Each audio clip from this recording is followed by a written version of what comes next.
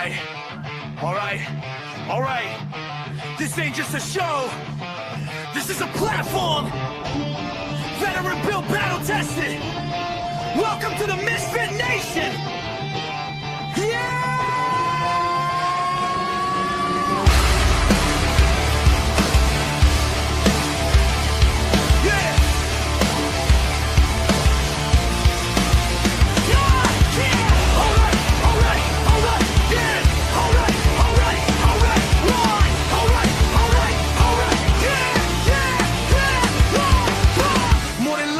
Mic in the room, built from boots on the ground. Now we breaking the rules. 2 vets, 1 leader, painting the sound. Turn scars into sermons, let them echo around. Artists with truth, musicians with fire. Actors backstage chasing something higher. Entrepreneurs bleeding just to get ahead. If you fought for your dream, yeah, you are what you said. If they told you no, if you still came back, if you fell to your knees but you stayed on track, this is your voice, this is your flame. Say it loud, remember the name. No salvation, just elevation. We rise again. From the fight to the end. We are the Misfit Nation. No damn labels, no damn cages. If you're still breathing, you belong. Turn it up. This is our song. Yeah. This is our song. Yeah. Veterans standing with ghosts in the chest. First responders running in while the world second guess. Gold star names carved deep in the soul.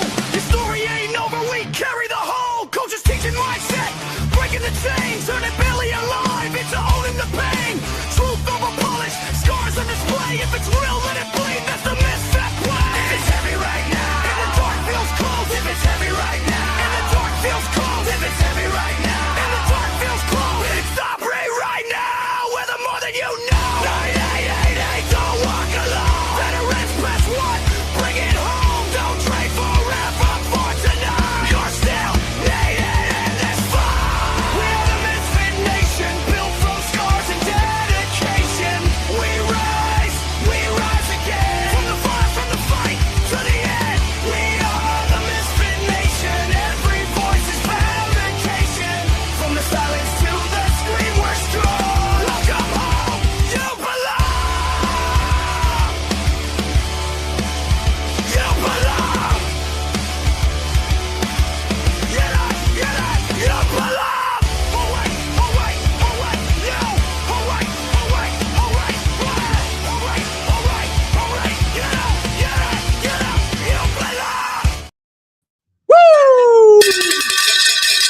All right. Welcome back to the Misfit Nation in the Thursday after dinner show. We know you have other places you could be tonight, but you choose to collect your frequent flyer miles right here with us on the Misfit Nation. Thanks for hanging out with us. I know you could be watching the World Cup, Indiana Fever are playing right now, or your favorite sitcom that's on TV right now, but you're here with us and we appreciate that. Tonight we have a good one. We're joined by a man who has spent more than 3 decades operating and leading in some of the highest pressure environments imaginable. Bill Young served 25 years with the Pennsylvania State Police, 6 years at NASA's Kennedy Space Center, and led SWAT teams for both organizations. Today, he teaches leadership, command, and decision-making to tactical professionals across the country. If you ever wondered what real leadership looks like when failure isn't an option, this conversation is one you don't want to miss. So please help me in welcoming Bill Young to the Misfit Nation. Welcome, Bill. Thanks, Rich. Great to be here. And I love the NASA reference. Failure is not an option. There you go. Definitely. It definitely isn't there. It's a 100% success or 100% failure. So, right. So, Bill, I gave the elevator pitch about you there. If you want to fill in some blanks about any highlights or anything you want to join us to focus in on, just share that now with the Misfit Nation. Sure. Like you said, 25 years with the Pennsylvania State Police. So lucky to have served along some of the best police officers and learned so much from the group of individuals that I worked with there. And then when I retired, I decided I wanted to move to Florida and luckily find myself over at NASA and once again working around some great people. And no matter where I go, one of the things that I most appreciate about the job, and especially working with SWAT in Pennsylvania with my team there, working at NASA with my team there, and now as I go across the country, and I'm not really doing it anymore, but I get to see the great work that other teams are doing. It truly is an honor to be able to spend time with these people that are the most motivated, want to do great work and are doing great work and just saving lives every day. So that's what I'm doing right now. Just still trying to share some of the knowledge and some of the lessons I've learned with the younger guys and gals that are out there still fighting a good fight today. Definitely. As we were talking in the green room, we know that those men and women that are out there fighting that good fight are also stretched completely thin now, because there's so many other things they have to do now, even with technology that should be making things easier. There's not enough of them to do the job. So it's still as hard as it was when you first started 31 years uh, plus ago. And now they have technology plus a lot more things to do. And I'm sure you see a lot of that when they come to you for help in leadership training. How do you kind of get them to focus on, finding the right thing to focus on during the day? It's such a great point, because it is true that you can't ignore the force multiplier that technology is for us in law enforcement. It's not just law enforcement, but for us, and especially in SWAT, it's a huge game changer for us. But as you kind of indicated, this presents a whole new set of problems, especially for leadership, when you start to introduce the technology. And I had the pleasure, one of the things I get to do for the NTOA, the National Tactical Officers Association, along with teaching, is I do some SWAT team reviews. And so you see some of these common themes when I'm out there interacting with the teams. The technology is so valuable, but think about some of the challenges that it does present, because now you need there's a new area of expertise that has to be mastered for these SWAT officers, right? When you think about it, the technology is valuable, but the time that's put into mastering how to deploy it and use it effectively and maintaining it, now it creates a need for more training time. And now you've got other decisions you got to make. How do I dedicate my training time? It's already too small, right? We're always looking for more training time, and now we've got to task it out to these other areas. We're constantly, as you said, being pulled in multiple directions. Technology is a great force multiplier for us, but it does bring with it some challenges, another leadership challenge for the team leaders and the team commanders. Definitely does. And I've seen it on the military side as technology advanced, and things, you had to carry more things to make things work, Right. more stuff, and you had to learn what each one of those things and stuff did in order to make your team actually operate in a sustainable fashion. I'm sure for you guys, as people come and try to field things to you and say, "Hey, this widget's going to make your job so much easier. You just need to send 3 of your dudes to training for maybe 6 hours a week for X amount of weeks until they can be proficient at it." How do you get your mind around that as a leader? Say, "Hey, look, I can't let these 3 dudes go for that long and still operate as a team." Very difficult, right? It's always you're taking from one thing to give to another, and so it is one of those important leadership functions. And this is the bottom line for leaders in those positions. You've got to be engaged, and this is the message that I really send to the leaders, that you can't be in the office and trying to figure these difficult problems out. You've got to be out there in the field with them, and you got to be going to training, and you got to be closely engaged with the team so you understand exactly the dynamics involved here. One of the, just like you said, the demands that's created with this new technology, it means that we've got to take time away from something else. And I see it happen time and time again. What do you think suffers when we start to we add on a new capability, or we add a new technology to our tool belt? It seems like it's always the basics. The fundamentals start to go away.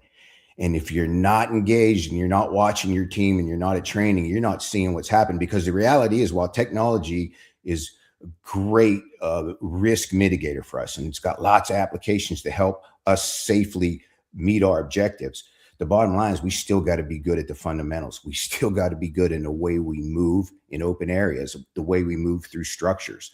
and all the tactical skills are still required. So you've got to keep an eye on what's happening to make sure that if there is something new that we've acquired, fantastic, but we got to make sure we're not losing a valuable skill in the process.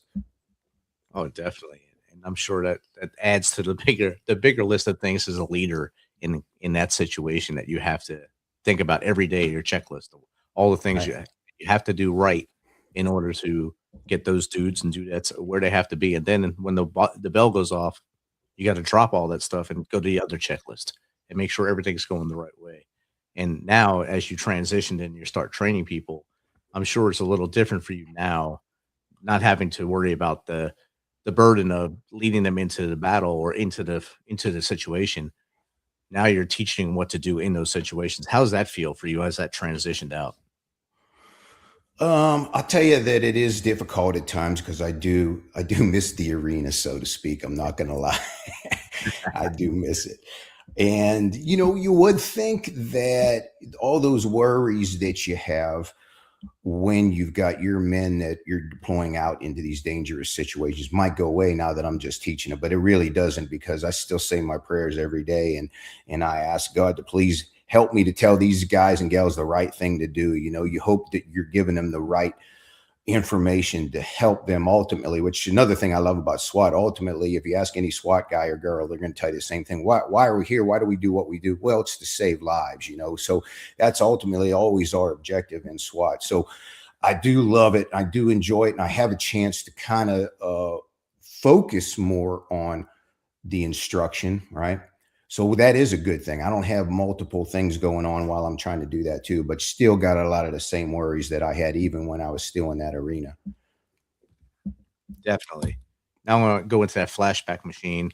So when you started your career, why did you go into police work in the first place? Was it a family thing? Everyone in the family did it, or you were the first one to join in? I was the first one. There's no one in my family that has been in law enforcement, and I'm a little bit envious of those families that have that law enforcement legacy. I mean, I love to see it. It's so cool to see families that had generations of law enforcement.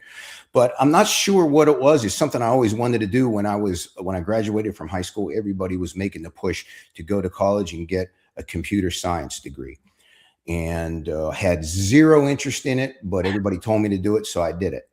And when I got out of college, I promptly applied for the state police in Pennsylvania and just waited for them to give me the call. I was so happy to get that call. I remember back in those days, I just didn't want to do anything but police work. And so was lucky, as I said, to have a really good career around a lot of good people that really showed me how to do the job. And that's how it all started. Wow. And for me, I was pushed to go to college as well, and it was to get a business degree. So that's what everyone wanted to get back then, was a business degree. And I tried accounting first, and I was falling asleep in class. So I just went to like business management, business marketing, and then I just like finally, no, I can't do this no more. And that's when I went full time in the army. I said, I got to get out of here. I joined the army and did that for 22 years. Then graduated college right at the end of my 22 years. So 24 years it took me to graduate college. Oh, but you did it. Yeah. I'll tell you, there might have been a few visits to the dean's office by me that kind of had me just barely being able to graduate that first time around.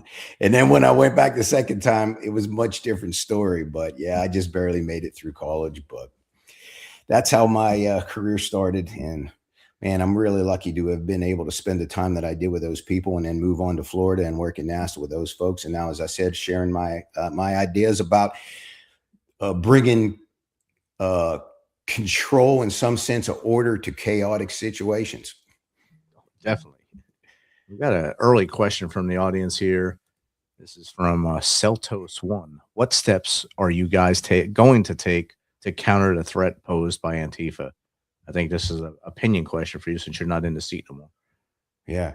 Well, I'll tell you that it's not my wheelhouse. It's not my area of expertise, but I will say we do have folks in the NTOA, in the public disorder realm, that these guys are experts, and they've been going around the country and spent a lot of time with teams to prepare. And they have been out there, right? They've been dealing with the threats that Antifa poses. So it's a special threat that they bring to the table. I have a little bit of experience back in Pittsburgh when I was still in Pennsylvania with the state police, worked closely with that Pittsburgh Bureau of Police SWAT team. And we had the G20 summit that was held in Pittsburgh, kind of a last minute move from Atlanta to Pittsburgh in 2009 or 2010, I want to say. So we didn't have a whole lot of time to prepare how we were going to prepare for what we expected to be large crowds and some public disorder. But there was a lot of anarchists, right, and the Antifa types that were there. And we learned a lot of good lessons from there. And we were able to incorporate our mobile field forces, which are those folks in law enforcement specially trained to deal with the public disorder mission. But we also aligned SWAT teams and SWAT elements with those groups to provide some specialized support. We're still doing that today. So you see where the mobile field force units are working hand in hand with SWAT to solve the problems that we see with these large crowds and the special problems that Antifa throws at us when we have these large crowds and protests. That's a great answer to that question. And watching them paid protesters come out and do their thing and seeing what the havoc they bring to the table and knowing they know how far they can push it before something can happen to them. And then there's that one agitator in there that makes the law enforcement professional have to step over a line and do something that they didn't want to do that day and have to do it. And my thoughts go out to those guys and girls who are on that front line every day and have to deal with those people that are doing that and the restraint that they have not to just belt them sometimes and to walk away a happy person. It really is true, and you nailed something that's really kind of an emerging important topic for us, not only in law enforcement, but especially in SWAT, is the emotional intelligence training that we get. Because it is so important, as you said, to have a handle on your emotions when you're faced with that type of,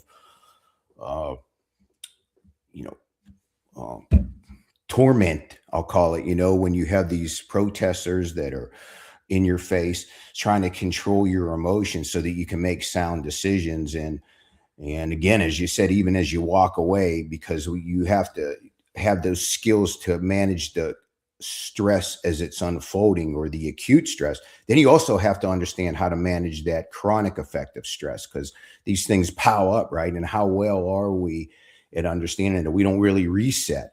And when we walk away from whatever that difficult, stressful situation is, are we good at managing the long-term effects even of the stress, not just the acute effects of it? So good point there, Rich. And I think for you guys and the law enforcement and the soldiers out there, that's a thing that's a burden that stays on your shoulders forever. Once you compartmentalize that stuff at the time. And then like for you, when you turned it off and now you're sitting on the other side on the bench, kind of just watching the other people go in there and in the arena, like you said earlier. And for us, we take our boots off. Now it's all in your mind. What did I do then? Did I do it right? Did this work out? Did I compartmentalize at the right time? Or should I have yelled and screamed, let all this stuff out? And that's why we're losing so many dudes and dudettes right now after service on both sides of this fight. Very true. Definitely. Got another question from my brothers in here. He's a host of our Tuesday crew. How realistic is shows like SWAT to what actually happens in real life?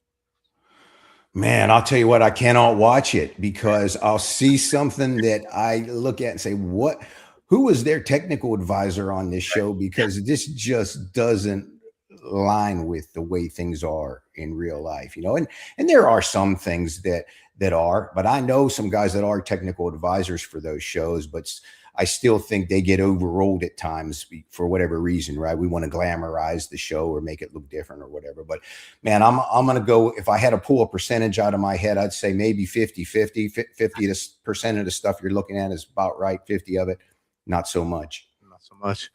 Like was Samuel L. Jackson in the movie running through sewers and reversing claymores and such. Yeah.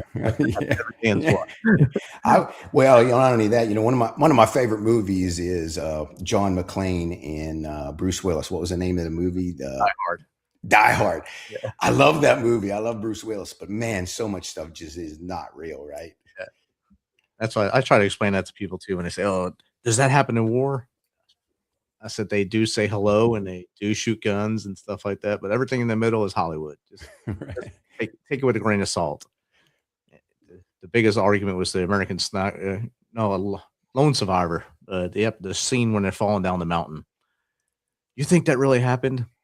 I don't think anyone can fall down a mountain like that, hit a tree, and get back up and start shooting. There's no way. But Hollywood, you can do that. Right. And you just got to keep that mindset to think that, hey, this is Hollywood. It's not real, and they have to sell tickets. Right on. In the green room, we also talked about leading in chaos. What do you think separates elite teams from average teams when it comes to leading in chaos? Man, that's a great way to put it. Elite team versus average team. And my answer is two things. If you're going to take that 50,000 foot view, right, and then we can narrow our focus. But to start with, there's two things that separate the really elite or high performance teams from those that are good or average. And it's high levels of trust that are pervasive throughout the entire team, right? So trust at extremely high levels. And then the other thing is, I refer to it as change, but really what I'm saying is teams that are really good at getting better at what they do. So it's a constant assessment of where we're at and always looking at it like this, through this lens, man, we're not good enough. We need to get better. And so when you've got high levels of trust, you reduce all the friction. When you reduce all that friction, you streamline decision-making. And when you streamline decision-making, you get things done at a faster rate. And for us, you hear a lot of people talking about this in different disciplines, because this stuff can apply really in any organization. And a lot of people say, man, when we can streamline things, what happens? Well, we save money, which can be true for us. But when we streamline things, we have high levels of trust. We have less friction within the team, and we're constantly improving what we do. We're basically saying we're saving lives, right? We're getting better at saving lives, because ultimately that's our objective with SWAT. Our mission objectives always have, or almost always have, some sort of life-saving aspect to them. So those high performance teams, from that wide view, I'm going to say, man, they got really high levels of trust in every level of the team. And they've got the mindset that, hey, we're really not good enough. We got to get better at the things we do. So it comes down to that sports mentality. More practice equals better performance. And the same thing for basically SWAT and our special forces are just tactical athletes, and tactical extreme athletes, really. So you guys have to train all the time. People think that, like watching the shows or movies, that they do a little bit of training, shoot playing cards out of pools, but you guys actually do a lot of training every day or every week. You do some intense training that also coincides with, hey, we have a real world call out today. And that switch has to turn quickly, but that builds that trust between the team, where you know what that person to your right is going to do at all times, and that person to the left. And like you said earlier, that trust, what they're going to do, and they know what your decisions are going to be before you even make it, because you've done it so many times in practice. That is right on, man. Like the trust between the guys, I'll call it like lateral trust, is extremely high. And it comes from spending time together. And as you said, training. The reality of SWAT is, and if you ask any SWAT team this, and I ask the guys all the time what their thoughts are on this, but you'll get pretty much the same answer. How long does it take a new SWAT officer to really get his feet or her feet under her, to really know what they're doing? Typically, we're talking 3 to 5 years. So it takes a great investment of time and effort to get to the point where you're really a capable SWAT officer. In that time that you spend in training and all those particular skills that go into being a SWAT officer, there's so many things that go into it. They're so critical to being able to perform at a high level. And all those things are really necessary. But the interesting thing that I'll say, that I've seen teams that have, even though they have the high levels of physical fitness, they got the high levels of skills related to firearms and all that. All those things are definitely necessary. But guess what? If you have those ingredients like trust that are missing, they're not going to be a high performing team routinely. So that trust is so important, that you have that built in, and not only laterally across, but up and down, right? The SWAT officers trust their squad and team leaders, and the team leaders and the squad leaders trust their commander, and back and forth, back and down. So that trust level, I'll call it like the personality or the culture of the team, is such an important factor when you think about whether or not this team is really, as you put it, an elite team or somewhere approaching an elite team. It's up for that commander to really be the one that identifies what that culture is. And are we going to have high levels of trust? And are we going to have that mindset that we're constantly trying to get better at what we do, finding new and better ways to do things? Definitely. And you said it takes 3 to 5 years to really get their feet wet. When they are selected, do the SWAT officers, the leaders, go out and like handpick a patrolman or a detective, or do they have to apply and then try out? Yeah, typically there's an application, right? And it can be different in different agencies, but normally agencies will post that they're going to have a selection process for the team. And you'll give the agency folks that are interested in it some time to prepare, because normally it's a pretty extensive process that the teams will put their candidates through to try to determine if these are the type of people that we want, right? Trying to screen for a bunch of different things, dependability, right? How are we flexible? Are we innovative? Do I have the physical skills that are necessary? Am I good with the weapon systems? Am I really good at decision making? Really the most important one, because we need people with heads that aren't broke, right? We got to have really solid thinkers and decision makers. So there's a whole slew of criteria that teams typically will look for during what might be a 2, 3, even a 4 or 5 day selection process where they screen candidates. And then they'll rank them, right? And it just depends how many openings teams have on how many they might bring on board. The key is, and I tell commanders this and team leaders this when we train all the time, that we've got to identify, we got to have a solid selection process, which a lot of teams do. Like they identify what the critical skills are that we're looking for, what's the characteristics of the candidates that we're looking for. We have a good screening process, and then we identify our standards that they've got to have to be able to go on to that next phase, which is typically the basic SWAT school. But what we don't want to do, and sometimes we get pressured into situations where we need bodies, right?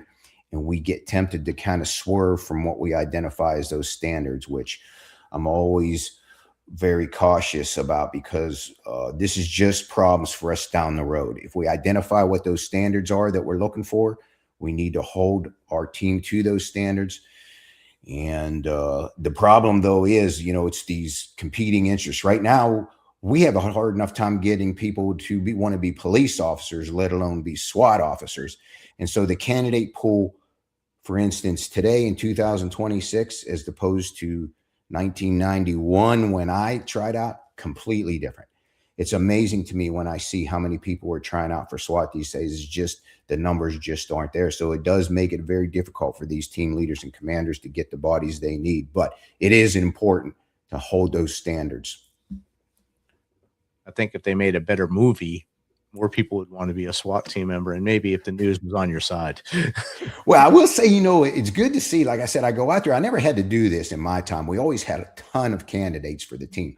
But with the pressures now the teams are facing, they're coming up with some really innovative ways to try to get people interested and recruit. They're bringing them on to training days, right? They're letting them see how the team operates. They're bringing them in kind of a limited capacity at times, maybe operating some of their armored vehicles, or maybe even bringing them in to use some of their technology to help them utilize technology in different ways to try to get their feet wet and phase them in to get them accustomed to what the job is all about. So teams are having to do this. They're having to be innovative in the way that they get the number of candidates and bodies to try to get on the teams.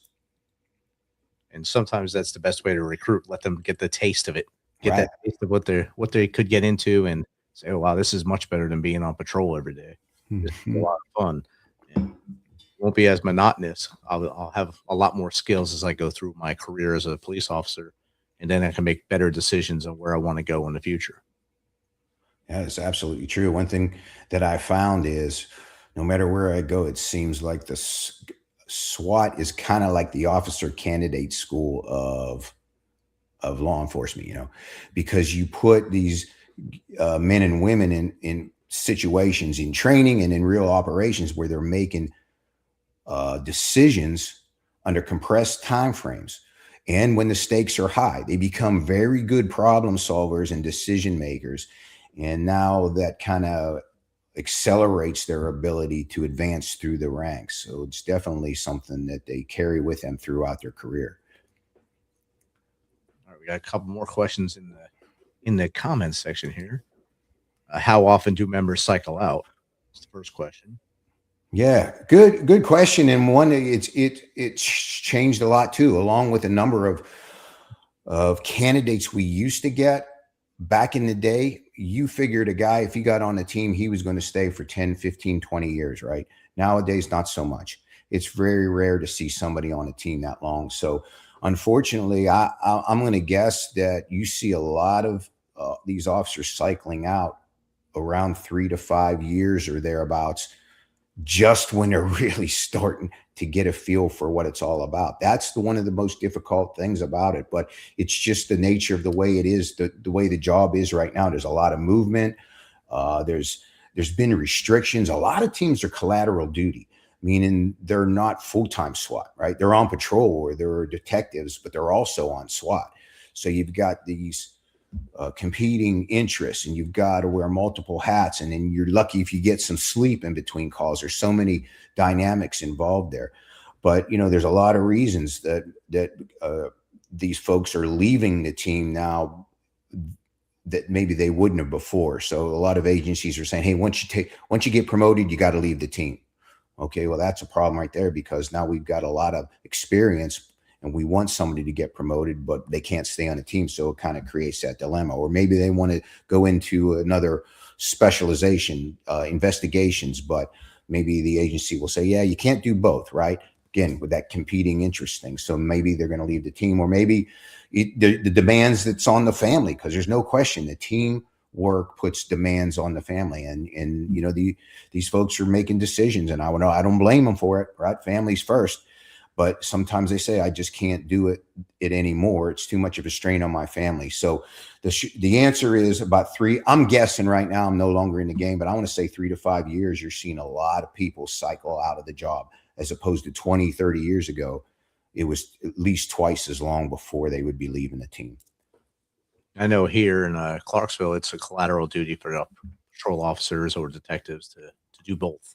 So if an incident happens, they then turn the hat over and they pick the stuff out of their trunk and they become the SWAT team or the tactical engagement team. And there's a good aspect to that too. I've always said that there are good aspects to that, because you've got those folks out on patrol who, when something kicks off, they're right there. So you've got a good guy or girl that's a good decision maker, who's got some special equipment and got some ability to do some things and make it happen. So we don't have to wait for the team to get there. We already got somebody there. So there are some good aspects to that collateral duty.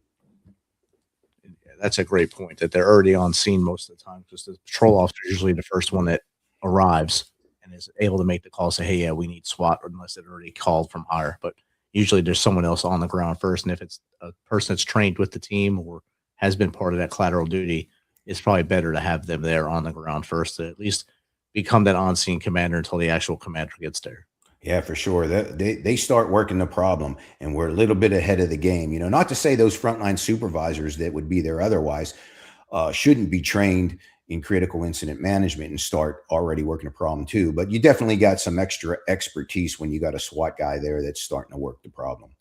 Definitely. And the next question is from Celtos again. He wants to know, I'm not even sure, how much ammo does a SWAT team carry? A lot. I mean, it really depends. It's situational. For a lot of years, I was a point man, which meant like on my entry element, I was the first guy. I had a ballistic shield. So I had a sidearm and I had a backup sidearm. So, I've got probably like 6 mags, right, from my pistols. But then I've got a cover guy who's got a shoulder fired weapon, at that time, either an MP5 or maybe an M4.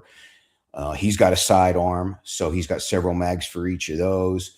So it just really depends on what your assignment is. You've got other assignments within a team that have not only lethal, but less lethal munitions.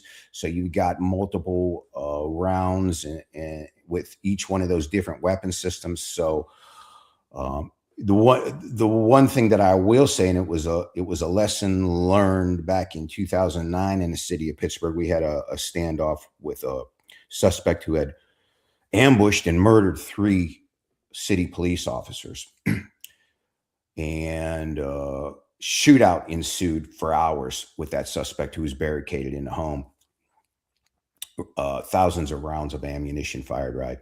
And so we realized in our rescue vehicles, we needed to have a lot of ammunition staged. And so in armored vehicles and other rescue vehicles, now we realize like this is something that we've got to make sure we've got enough ammunition, regardless of what the situation is. We got to have a lot of extra ammunition immediately available to us.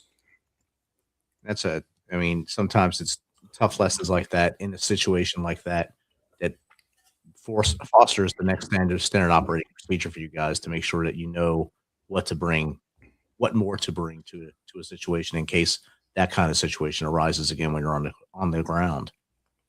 Yeah, and it's one of those aspects of a team that I'll go back and say that to me is an indication of a really good high performance team. And this is pretty much the culture of every SWAT team. Every mission you go on, you're going to dissect it very close because you know that it's not perfect. Like you'll never go on a perfect mission. And so we're going to closely look at every one of these, and there's going to be lessons to take away from every one of them. And when we do that, we closely scrutinize every one of these, and you take something away from it and you get a little bit better at it. That's another thing that really leads to a good elite team. Yeah, definitely after action is the best way, I guess, it's like watching film for sports teams. Same thing Right. for the military too. You go back and you talk it out, that hot wash right after an incident. You get that hot wash, get them notes down. Then you take a breath and come back and talk about it even more in depth because you got to get that adrenaline, let it drain out a little bit, then talk at a calm level and understand it's over. And now you can learn and grow from that. And I think that's what separates the best platoons, the best SWAT teams from everyone else because they can learn and grow from every situation, knowing that we're humans for one, so we're going to make mistakes on target. And 2, we have to learn from those mistakes instead of keep doing them again, learn from them and move forward and do better the next time. Yeah, it's that extreme ownership that Jocko Willink talked about, right? Or you could call it accountability, but it really is the sign of an elite team when nobody is above being scrutinized, including the commander, the team leaders, everybody, right? So that transparency is key. 100%. And with that, what mindset helps people survive in these difficult or dangerous situations? So I'll say this too. It's situational. If we're gonna, the commanders, what the tools the commander needs in the command post are probably a little different than the tools the team leader needs, who's kind of like the field director, in the SWAT officers. But some of the things that I'll say can be helpful in either one of those instances are heuristics or something you refer to, checklists, right? The commanders on scene typically have a lot of checklists. There's a whole lot of things they've got to make sure are happening. And even the most experienced commander probably is going to need a physical checklist or numerous physical checklists to make sure he's covering all the bases. These situations are so dynamic when you think about the nature of these. They're crises, right? But they're actually conflicts, which means we have an adversary. We have a bad guy who's trying to impose his will on us. And that kind of makes it a unique situation for us. And there's so many things to consider. So the commander's got checklists that he goes through. And, I could name a bunch of them. But if you think about those guys on the ground, the boots on the ground, they don't really have the luxury of pulling out a checklist typically, right?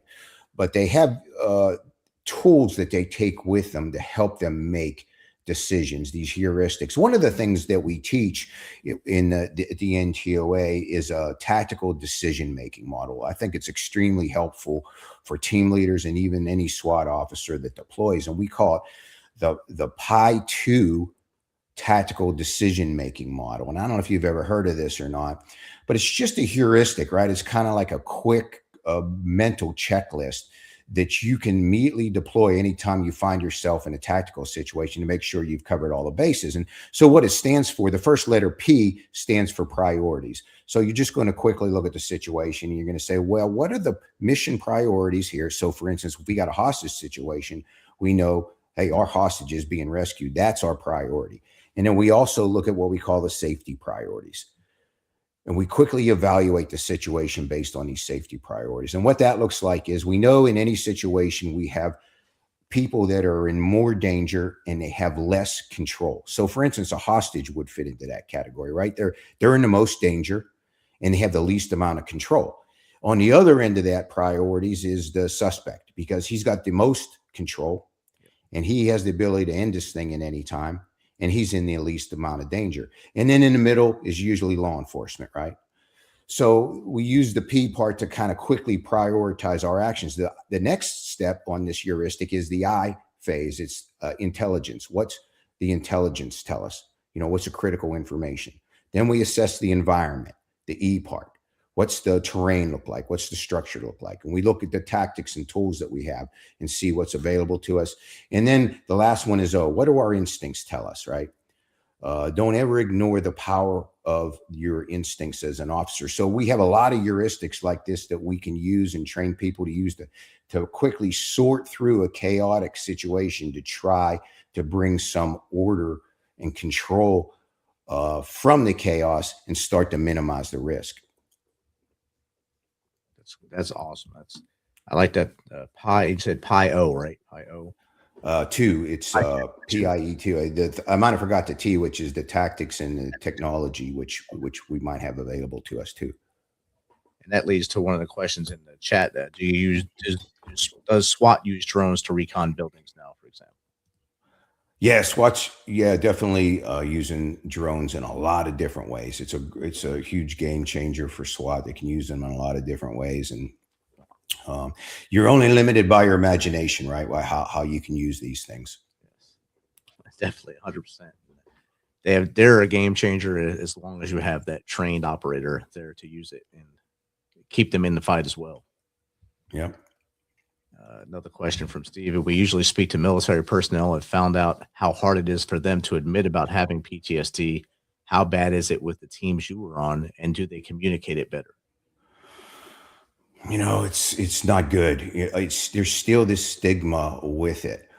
It's getting better though. I do believe that we're finally bringing this out, and it's a serious topic. It's kind of like we talked about with the emotional intelligence education part that we discuss, because it's not just about being able to make decisions and manage the stress as the incident's unfolding. It's how we carry it with us.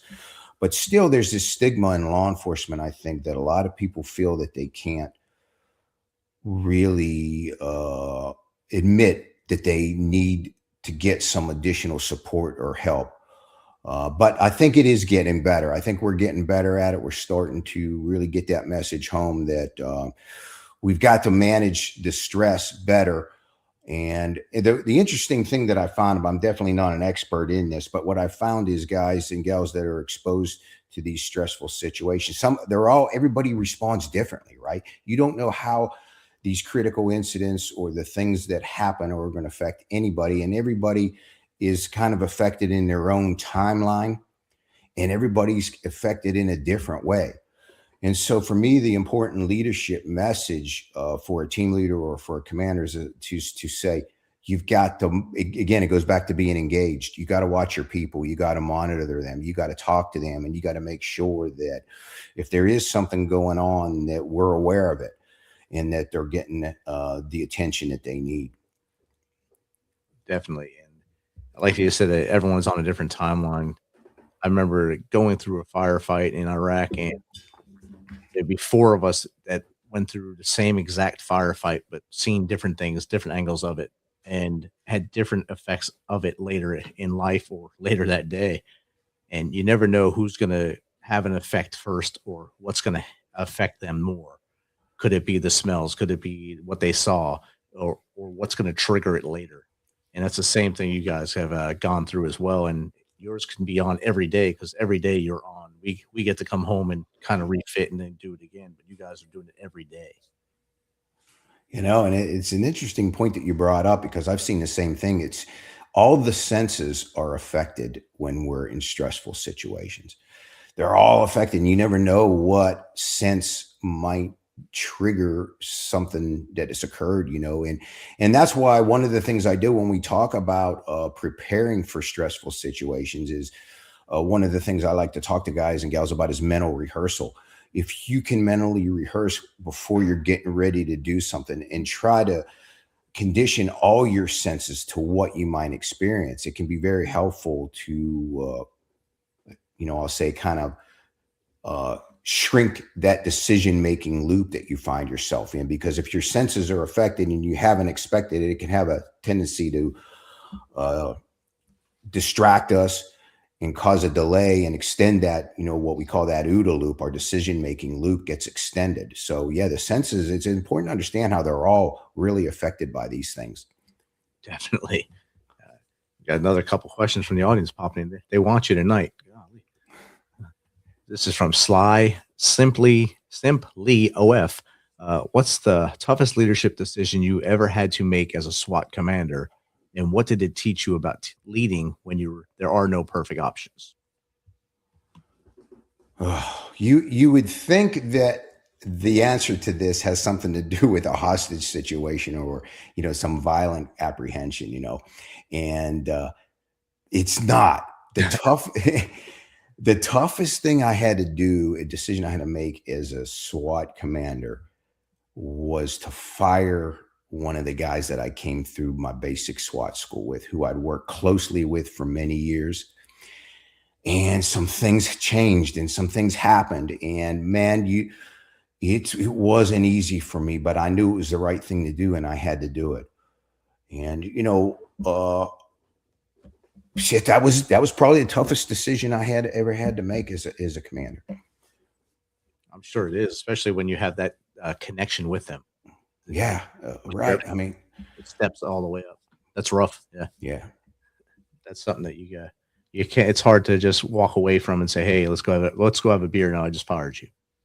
Yeah. That didn't happen, Rich. I did. Things get a little worse. Yeah. And next one is from Celebrate You. When everything is happening fast and the pressure is extreme, how do elite leaders stay calm and make good decisions while others panic? Man, lots of good questions tonight. Yeah. This is part of commander training, and it's really, I'll say, from the commander's perspective, this is so important because you're either emotional control or your lack of emotional control is contagious. If I'm very calm and collected, my team's going to be the same way. On the other hand, if I'm very excited and I seem to be out of control and highly emotional, my team's probably going to reflect that. So it's really important. And the first step towards maintaining that composure, I'll say, is education. The first thing you have to understand as a commander is that you are going to be inserted into these crisis. And again, I'll differentiate. It's not just a crisis, because a crisis can be like a natural disaster or some mechanical calamity, a plane crash or something like that. But we're talking about a conflict where we have an adversary who is trying to impose his will on us, and we're trying to impose our will on him. And so in those conflict situations, we know they're inherently dangerous. They're filled with uncertainty. You never have all the information. You're never going to have all the information to make decisions. And there's this friction because things are going to happen. Information and intel's coming in. Some of it's good. Some of them isn't. It's a very difficult environment to operate in. But with that being said, you have to thrive in it. That has to be an environment that the commander thrives in. And the first step in that is being aware of it. I know that this is what this is going to be like, and I'm ready for it. And you just let the process take its steps. You have a checklist that we will use to make sure we're starting to bring that order to the chaos. And we know there's a process to this. Every situation is unique, but we also understand there are ways to start to bring order and control from chaos and minimize the safety. from a command perspective, the most powerful thing I can do in this regard occurs prior to the major violent event. And I stole that from the godfather of SWAT, Ron McCarthy, who was LAPD SWAT commander. And Ron McCarthy used to say this, and I still say it's such a valuable lesson for any commander. True leadership occurs prior to the major violent event. And what that really means is I've trained my team leaders and my SWAT officers on how to handle these situations. I've given them the tools they need. I've educated them. I've trained them. I've given opportunities to work these problems before they're going to see them in real life. Now I just got to let them go out there and take care of business. And I make sure that they have the resources they need. If there's something that they need, whether it's manpower, equipment, if they've forgotten something and I've seen that they maybe need to check on something, I'll give them a cue for that. But just maintaining your composure and knowing that we have a system to solve these problems and that you've trained your people to go out there and make decisions in real time to save lives. Because the reality is, from a command perspective, I can't be making those decisions in real time, because by the time it gets to me and I tell them what to do, it's too late. The situation unfolds too quickly. I've got to have it. It goes back to what we said earlier. I've got complete trust in my team leaders and my SWAT officers, and I know that they can take care of business. I give them what they need, and I let them manage the problem in real time from their level. And I know that they will make those streamlined decisions in a way that is going to reduce the risk, in a way that, that's going to work out best for us. The reality, though, is that we know this. There's no crystal ball that gives us the answer. We never have 100% of the information, and we know there's always risk.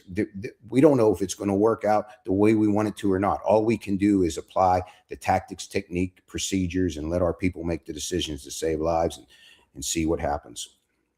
Definitely. And, like you said earlier,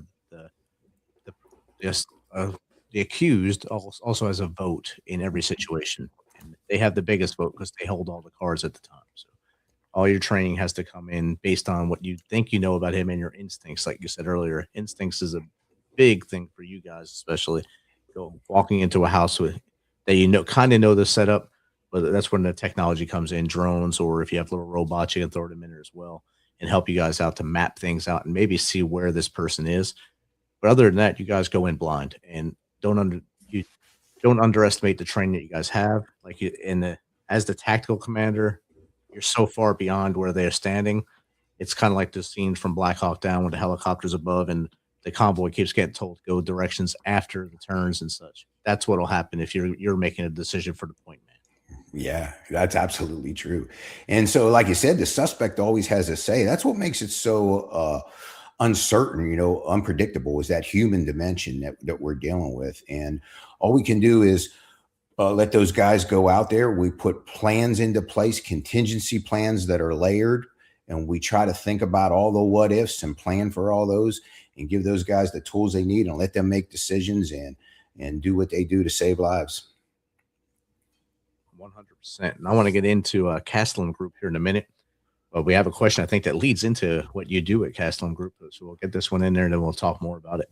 At Tough Ram C, based on your decades of tactical experience, what's one thing everyday citizen should know about recognizing danger and increasing their chances of surviving a violent encounter? Oh, man, another great question. I'm going to say this. If I had to pick one, it's situational awareness. And, that situational awareness is a huge deal for the tactical commander. And it's a huge deal for people every day. And when they go out, wherever they're going, because you see it, I see it all the time. People have their heads buried in their phone and they have no awareness of what's going on around them. And understanding how these layers of awareness can really help you, and not looking at your phone. If you have to glance at it and put it down. But understanding that I like to say there's 3 layers of our situational awareness we should be aware of. What's going on within a couple arms lengths of me. I'm always scanning that area in close proximity to me when I'm out and about, or if I'm at the movie theater, or I'm in the shopping mall, right? Whatever the deal is for anybody, be aware of what is in close proximity to you. Then Also scan what's within eyeshot of you. There's always things to be aware of at a distance. And it could be just something simple as, oh, I see an exit down there. Maybe I'll have to use that if something happens. It's good to note, right? I'm going to put that in my brain. That's a good place for me to get to if something starts going sideways. So there's that close proximity. There's within eyeshot, that situational awareness I should always be aware of. And then there's even, when you think about it, just doing a little bit of pre-planning if you're planning on going, for instance, to a concert. I know there's areas where I'm at that if I'm going to go to a concert, it's probably not a place that I want to make a stop and fill up the gas tank, because it's just, there's high crime areas that I would rather go to the one closer to my home and fill up than go there and fill up. So just kind of having that situational awareness in those three levels. What's within a couple arms lengths of me? What's down within eyesight of what is happening or where I'm at. And then also just kind of knowing what's happening regionally. If you're thinking about going somewhere or making plans to go somewhere, it's that situational awareness to me to probably be the key. Definitely. I tell people all the time, look up 3 inches. There's a whole new world out there in front of you. 3 inches up, you see a whole other world. Yeah. It's amazing what you can see. And that the pocket leash, I like to call it, the phone, is killing people, because they never look up, and next thing they know, they're either missing something that happened right in front of them or it's happening to them. So true. All right, so now let's pivot into your security consulting and training organization. It's Castellum. Am I saying that right? Castellum Group? Castellum Group, yep. Tell us about that. Okay, so when I decided to leave NASA, I decided I was going to start my own consulting business, and that was Castellum Group. I started an LLC, right? And it was just to cover my bases as I started to branch out and do more teaching and consulting. And really the focus of my efforts, and even today, is for the law enforcement and other government entities, right? How to manage critical incidents and leadership stuff. But just recently I've pivoted a bit because I felt like, man, there are some valuable lessons here for other folks to take away. And so I started to pivot a little bit and provide some of this training and education for the public and for businesses. And so what I've done is created a couple programs that I've been able to teach to a couple different groups that has to do with critical incident survival. And I've taken a lot of information from the different places I've worked and the different jobs I've had, working with crisis negotiators and, of course, the tactical, and even from some other experts, and came up with a model that I thought was really good for folks to take with them. Just as your last guest asked about, like, what are some critical things to consider to help mitigate the risk or to help me survive if I find myself, for instance, in the middle of an active shooter or a hostage situation. So my training has been focused on that. I've also recently written a book on that called Critical Incident Survival, the Win Mindset Model, which I stole from the legendary coach Lou Holtz. If you've ever heard him speak or listened to some of his writings, he talks about win, what's important now, right? And it's such a great way to frame problems. And I thought, well, I'm going to use this great way to frame the problem of how do I survive a violent encounter. And so that's what the book is based on, and it's what the class is based on. And that's where I'm focusing my efforts now, along with the SWAT command training. That's outstanding. I'm showing the website now on the screen for everyone to see it. And it's castellumgroup.org. And it has everything on there. I mean, it's a pretty in-depth website. It has your LinkedIn, your Substack on top. You can do consulting to businesses and organizations, firearm safety training, which is very important with so many people buying weapons now. You can't just buy them and just think you're an expert. Get out there and get the training for them, please. Absolutely. And down here, I'd like your 5 pillars here: residential security, emergency planning, consulting services, firearms training, and investigations. It's a great website, and everyone, you should go to it. I've been sharing it in the chat all night, so people should be able to see it as well. Thanks, Rich. No problem. And there is one more question in there. I'm not sure if this is one you can answer, or if you have an answer to it, because it's an out there question. But let's see. I heard people put into witness protection are murdered because nobody finds a trace of them after that. If that's not the case, how do they stay hidden? That's a good question. One that I'm sorry I can't answer. I've got no experience with the witness protection program. Yeah, that's why when I read it, I said I'll bring it up, but I don't think either one of us can answer that question. I know I can't, and I mean I've seen movies where people let themselves out of witness protection, like My Blue Heaven with Steve Martin, but other things like that. But I don't know. Yeah, Goodfellas is another good one, right? Yes, it is. Yes, he was. Yes, he was. He actually got arrested again after he was in witness. Yeah. Yes. So, Bill, we talked about a lot of things tonight, and in an hour, the hour has flown by because we had a lot of great questions tonight. What's the best way? Is it through your website to get in contact with you? Yeah, they could get me through my website, or they can just hit me up by email at info at castellumgroup.org. Info at castellumgroup.org, and I will respond. All right. Typing that in there for them. Hopefully I didn't mess up the typing.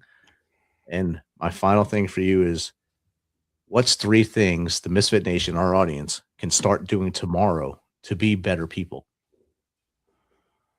Oh, man, to be better people, huh? Well, I'd say the first thing is, and this is unfortunately something I see too often in our society. I wouldn't think a large portion of your listeners are like this, but it's look outward instead of inward. You know, we see so many folks today that are so inward focused. How do things benefit me? How can I get this? Or, you know, and start looking at ways to be more of a servant leader, I'd like to say, right? How can I help somebody else? So that's one way that I would say to kind of reframe things if you're not looking at things that way. I know if you're in public service or you're in the military, you're probably already doing that. The second one, and I've heard a lot of your guests say this too, but it really is a powerful thing, man. Start your day being grateful for something. Gratitude. We can always be grateful for something in our lives, and it can put a positive spin on the rest of our day if we do that. And man, I would say just get in the gym and hit it hard. That might be a good one for your listeners too. Get in the gym and work out. Heck yeah, that one comes up a lot. Number 2 and number 3 come up a lot in this. Wake up, be grateful, get moving, and then caffeine usually hits in there a lot too. Oh yeah, all day long. See, caffeine's always up in the top tier. Bill, this has been awesome chatting with you. If you have a patch from either of your services, I'm going to start a wall here. Okay. I'd like to send one up to us to have it on there. You'll be the first one that gets on the wall. The first one arrives gets on the wall first. But it'd be great to have yours on there as well. Outstanding. I'll get that going.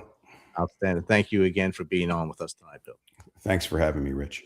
Misfit Nation, I hope you enjoyed this conversation and got something out of it. Make sure you take notes. If you didn't understand anything, reach out to me or reach out to the email that Bill's provided. Ask him questions. That's what we're here for, to help you be better at things tomorrow. That way you don't make the same mistakes either one of us have made in life. If you feel that darkness caving in on you, do not make a permanent solution to a temporary problem. Reach into your wallet, pull out that 1-inch piece of paper with 3 names on it. Call those 3 names. They want to hear from you, and they will yell at you. They'll get you back in the right mindset, right frame of mind. If that doesn't work, dial 988.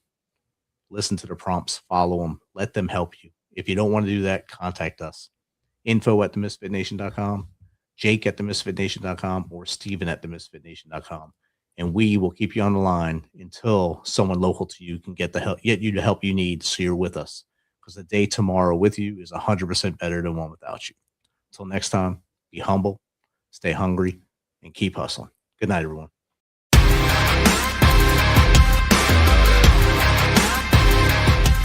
Thanks for checking us out and being a part of the Misfit Nation Show. Don't forget to visit our website at themisfitnation.com. That's themisfitnation.com. Check out all our past episodes and get some of the great Misfit Nation gear for you and your family. As always, be humble, stay hungry, and keep hustling, because we are Misfit Nation. Misfit Nation.